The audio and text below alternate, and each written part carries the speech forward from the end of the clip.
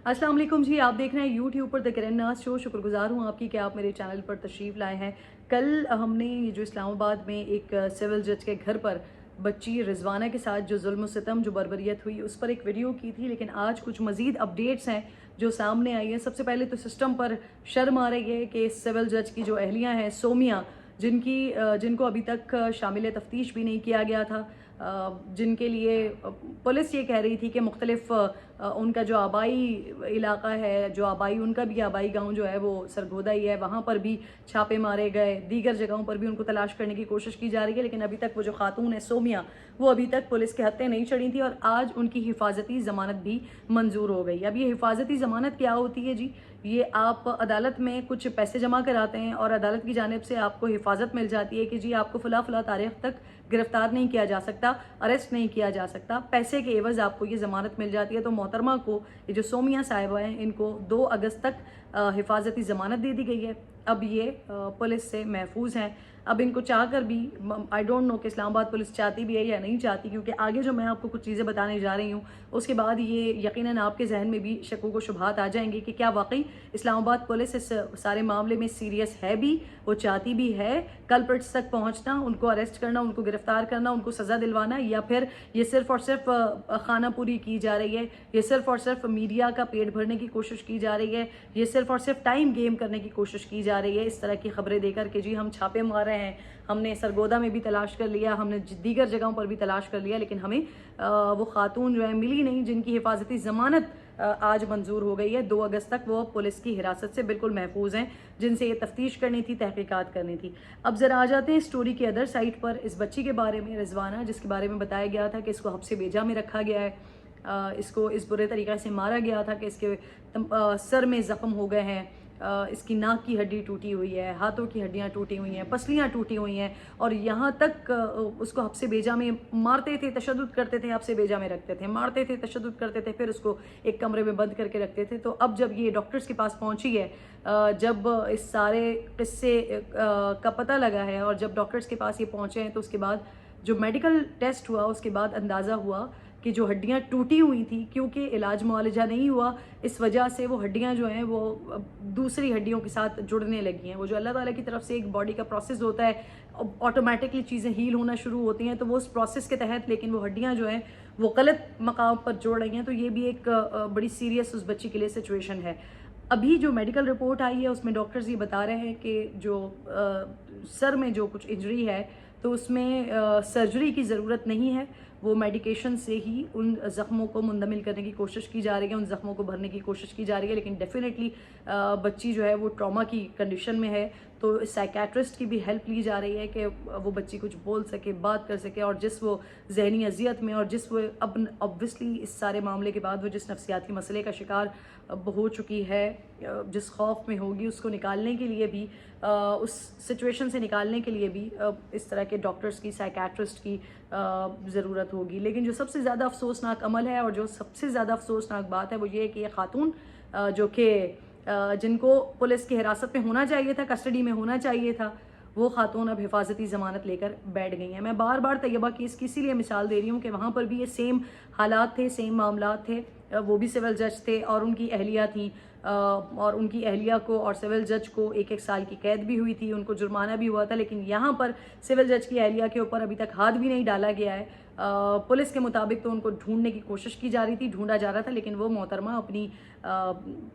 हिफाजती ज़मानत लेकर बैठ गई हैं। आज मैं देख रही थी उर्दू न्यूज़ की खबर, और उर्दू न्यूज़ ने जो ये खबर लगाई है वो मेरे लिए बड़ी हैरानकुन खबर है, क्योंकि उन्होंने जो कुछ लिखने की कोशिश की है या जो कुछ उन्होंने लिखा है वो बिल्कुल जो एफआईआर कल मैंने आपको बताई थी उस एफआईआर से बिल्कुल मुतसादिम है। तो इसी वजह से मैंने आपको आगाज़ में कहा था कि इस बात का फ़ैसला फिर आपने करना है कि क्या जो इस्लामाबाद पुलिस है वो वाकई इस मामले में संजीदा है, वो वाकई चाहती है कि इस बच्ची का जो भी सारा केस है उसको इंसाफ दिलवाया जाए, उसकी फैमिली को इंसाफ दिलवाया जाए। अब उर्दू न्यूज़ ने जो स्टोरी लिखी है उस स्टोरी का मैं आपको कुछ कुछ पॉइंटर्स बता देती हूँ। इस स्टोरी के मुताबिक रिजवाना के वालिद मांगा अंदर बेटी के पास थे, वापस चले गए कमरे में। जब वालिदा शमीम फिक्रमंद आंखों से आईसीयू दरवाजे को देख रही थी, अस्पताल की तरफ बनाए गए मेडिकल बोर्ड के सरबराह प्रोफेसर डॉक्टर जोदत सलीम ने उर्दू न्यूज़ को बताया कि हमारी टीम में हर तरह के डॉक्टर्स शामिल हैं, दिमाग से लेकर जिस्म के मुख्तलिफ आज़ा के स्पेशलिस्ट भी हैं। बच्ची के जिस्म पर मुख्तलिफ हिस्सों पर चोटें हैं, लेकिन सबसे अहम उसके दिमाग को पहुंचने वाली चोट और दिमाग की सोजिश है। हम इंतहाई एहतियात से इसका इलाज करें और हमारी टीम इस नतीजे पर पहुंची है कि ब्रेन सर्जरी की फ़िलहाल ज़रूरत नहीं है। शमीम बीबी आईसीयू से बाहर निकली तो वो गम से निढाल थी। उन्होंने बताया कि मेरी बेटी की हालत पहले से बेहतर है, लेकिन मेरा दिल मुतमईन नहीं हो रहा, इससे ठीक तरह से बात नहीं होती, वो बहुत डरी हुई है, लेकिन हम खुदा का शुक्र अदा करते हैं कि हुकूमत ने उसे पूरी तवज्जो दी है। रिजवाना का ताल्लुक सरगोदा से और उनकी वालदा के बकौल गुज़िश्ता कई माह से वो इस्लामाबाद में मुलाजमा के तौर पर गई थी, ताहम उसके बाद उनसे बच्ची की मुलाकात नहीं करवाई गई और 23 जुलाई इतवार के रोज़ इस्लामाबाद बस स्टैंड पर बुलाकर बच्ची को ज़ख्मी हालत में उनके हवाले किया गया। ये पूरा पैराग्राफ पढ़कर सुनाने का मकसद, और ज़रूर इसको गौर से सुनिएगा, कि कल की ही वीडियो में मैंने आपको बताया था कि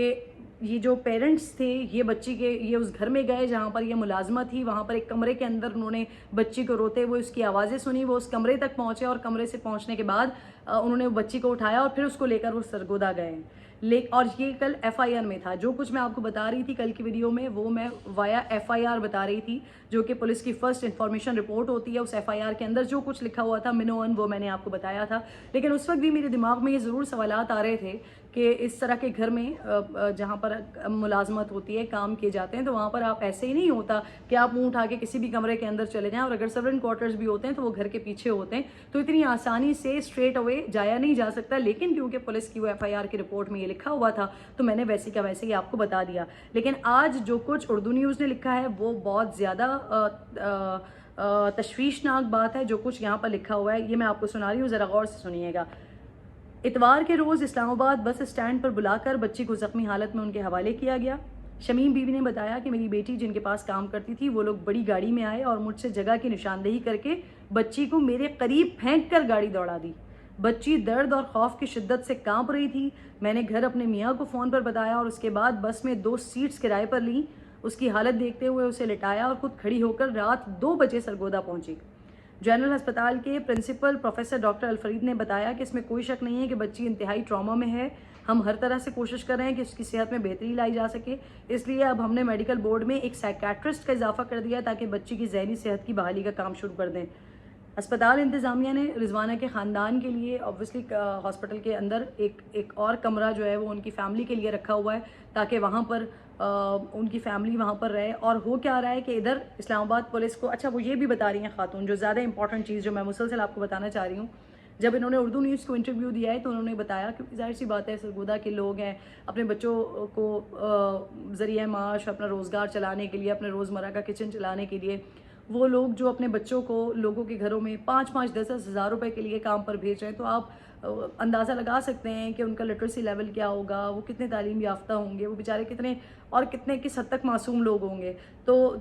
तालीम याफ्ता नहीं है तो उनको कुछ मालूम भी नहीं है, लिखना पढ़ना आता नहीं है। तो उस खातून ने, शमीम साहिबा जो कि रिजवाना की माँ हैं, उन्होंने बताया कि नीली वर्दी वाले लोग आए थे और उन्होंने एक कागज़ के ऊपर हमसे अंगूठा लगवाया, सिग्नेचर लिए, दस्तखत करवाए, और जब हमने पूछा कि इसके अंदर क्या है तो उन्होंने हमें बताया भी नहीं कि इसके अंदर लिखा हुआ क्या है। और ये वही एफआईआर है जो एफआईआर मैंने आपको एक दिन पहले यानी कल की वीडियो में सुनाई थी, जिसमें उन्होंने बताया हुआ था कि जी हम घर गए, घर पे जाकर वहाँ पे बच्ची के रोने की आवाज़ें आई, रोने की आवाज़ें सुन के हम वापस हमने बच्ची को लिया और हम सरगोदा आ गए। जबकि ये जो कहानी जो उर्दू न्यूज़ ने छापी है और उनकी वालिदा से गुफ्तगू की है, उस कहानी के जो एफआईआर में उससे बिल्कुल अलग है, बिल्कुल मुख्तलिफ है। बहरहाल जो सबसे अफसोसनाक इसमें बात है वो ये है कि जो मुलजिमा हैं सोमिया साहिबा, जो आसिम हफीज़ की अहलिया हैं, जिन्होंने मुमकिना तौर पर यह जुल्म बर्बरियत की है, जिन्होंने इस बच्ची को मौत के दहाने पर खड़ा कर दिया है, वो खातून अपनी हिफाजती ज़मानत लेकर बैठ गई हैं। तो हमारे पास हमारे जस्टिस सिस्टम में हिफाजती ज़मानत के हवाले से भी बड़ा वाज़े तौर पर चीज़ें होनी चाहिए। करप्शन में, बदउनवानी के मामलात में हिफाजती ज़मानत नहीं होती, लेकिन अगर यहाँ पर आपका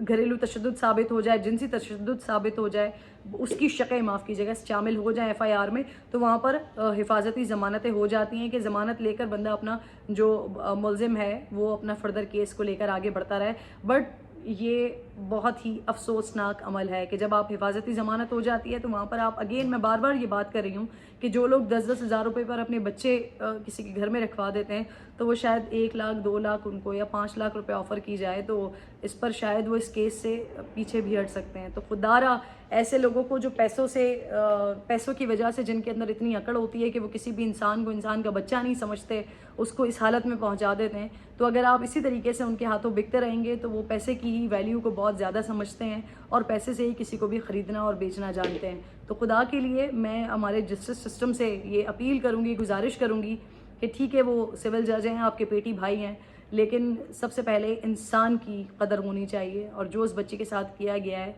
ये अगर इसी स्टेप पर जज की अहलिया को नहीं सज़ा दी गई, जज साहब को सज़ा नहीं दी गई, तो माफ़ कीजिएगा, इस तरह के केसेस हमारे सामने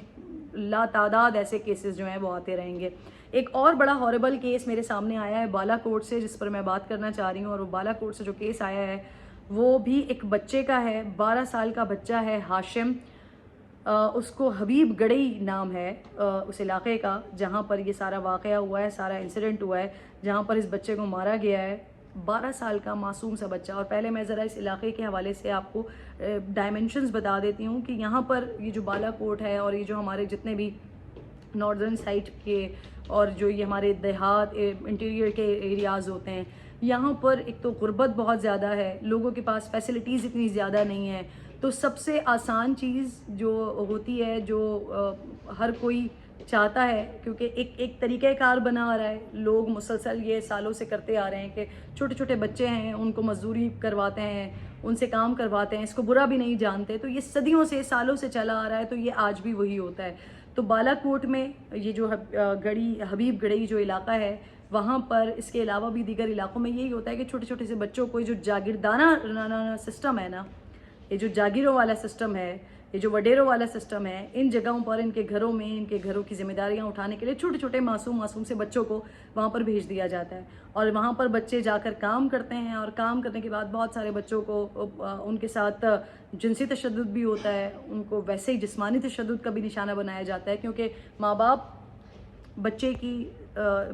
कस्टडी उनको देने के बाद उसके एवज पैसे ले रहे होते हैं। तो वो ये पूछते भी नहीं हैं और उनको इतना नीच और इतना कमीन समझा जाता है कि उनको बताया भी नहीं जाता कि वो जो छोटे से बच्चे हैं उनके साथ वो जो जागीरदार हैं या जो वडेरे हैं ये कर क्या रहे हैं। हाशिम का जो केस आया है सामने वो भी बड़ा पेनफुल है। और हाशिम की जब बॉडी देखी गई है तो उसके नाखून खिंचे हुए हैं, उसकी बॉडी को जगह जगह सलाखों से और आयरन से जलाया हुआ है, दागदार किया हुआ है, और उसके बाद उसके सर में गोली मारी हुई है और गोली मारकर उस बच्चे का कत्ल किया हुआ है। ये उस इलाके के जो वो थे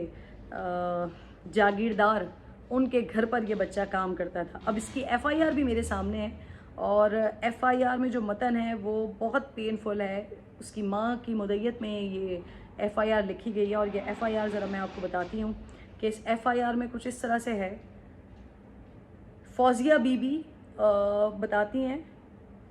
कि अलम थोड़ी जागीर 19:25 बजे हमरा जेठ मोहम्मद इफ्तिखार वल्द अपने घर पर मौजूद था कि शहबाज जमील वल्द जमील, इन्होंने अपने मोबाइल नंबर से मेरे मोबाइल नंबर पर कॉल की, आप हमारे घर आ जाओ, आपका बेटा हाशिम मेरे पास है। रास्ते में सफ़ीर अफजल वल्द अफजल जागीर ने मुझे अपने मोबाइल से मेरे फ़ोन पर कॉल की, शहबाज जमील के घर आने को कहा। जब मैं शहबाज जमील के घर पहुंची तो वहां पर सफ़ीर अफजल और अफ़ान अफजल वल्द जमील ख़ान खड़े थे। कमरे के अफ़ान खान उर्फ इफ़ी वल्द जमील ख़ान खड़े थे। कमरे के अंदर से शहबाज बाहर निकला। मैंने कहा मेरा बेटा, मुझे कहा कि आपके बेटे को गोली लग चुकी है और वो फौत हो चुका है। मैंने कमरे के अंदर जाके देखा, मेरा बेटा मोहम्मद हाशिम खून में लथपथ पड़ा था, उसके सर से खून बह रहा था, उसके पास एक पिस्तौल भी पड़ा हुआ था। मेरे शोर शराबे पर अहले मोहल्ला पहुँचे, जिन्होंने लाश को उठाकर कत्ल देखा और अस्पताल लाए। वजह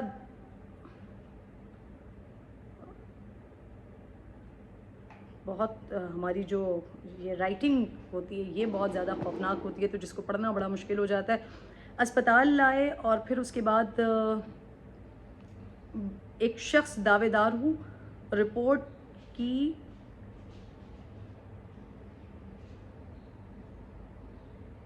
ओके जी, और मैं तस्दीक करता हूँ इस बात की। और उसके बाद आगे बहुत ही ज़्यादा ऐसी राइटिंग का इस्तेमाल किया गया है जो बिल्कुल ही समझ नहीं आ रही है, लेकिन इसमें जो तकलीफ़ दे बात है और जो तस्वीर मेरे सामने आई हैं, जो मैं अपनी आँखों से वो तस्वीर देख रही हूँ कि इस खातून की जहाँ पर इस खातून को बुलाया गया था, इसकी वालदा को बुलाया गया था, वहाँ पर ये मासूम सा बच्चा, 12 साल का बच्चा, उसकी लाश पड़ी हुई है और उसकी माँ उस लाश के आगे बैठी बैन कर रही है। ये बड़ा हॉरिबल वाक़या है। मैं गुजारिश करती हूँ कि तमाम जितने भी हमारे कानून नाफिज करने वाले इदारे हैं, खुदा के लिए वो ऐसे वाक़यात को देखें। बारहा ये रिक्वेस्ट करती हूँ, हमारे पास इस पे कानून भी मौजूद है। 18 साल से कम उम्र बच्चों से मुलाजमत नहीं करवाई जा सकती, ख्वाह वो किसी के घर में मुलाजमत की बात हो या किसी कंपनी में, फैक्ट्री में मजदूरी की बात हो, कहीं पर भी नहीं करवाई जा सकती। और उस पर ये कि इतने छोटे मासूम बच्चों के ऊपर इस तरह का जुल्म करना, कि ऐसा जुल्म कि उसको सर में गोली मारकर उससे जीने का हक़ ही छीन लिया जाए, ये बहुत तकलीफ़ दे वाक़या है। हाशिम के लिए अपनी आवाज़ उठाएं और मैं जुडिशल सिस्टम से ये दरख्वास्त करती हूँ, गुजारिश करती हूँ कि जो जितने भी बच्चे हैं जिनके साथ ये जुल्म सितम होता है, ये जो जागीरदाराना सिस्टम है हमारा, खुदा के लिए इनके ऊपर कानून की हुक्मरानी होनी चाहिए, इनको कानून का डर खौफ होना चाहिए। ये किसी के भी बच्चों को इस तरह से मार नहीं सकते, इनको ऐसी सख्त से सख्त सज़ा दें ताकि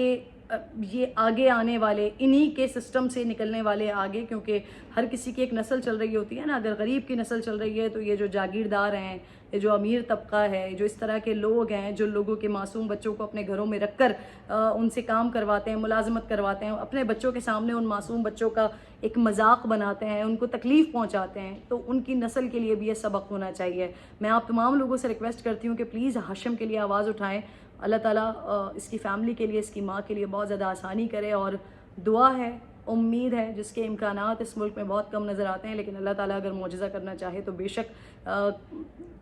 अल्लाह ताला की ज़ात के ऊपर तो शक व शुबा नहीं किया जा सकता। तो मालिक से ही दुआ करते हैं कि इसकी माँ को, हाशिम की माँ को इंसाफ मिले। अपना बेहद ख्याल रखिए। अगली वीडियो में आपसे मुलाकात होती है। अल्लाह ने के बाद।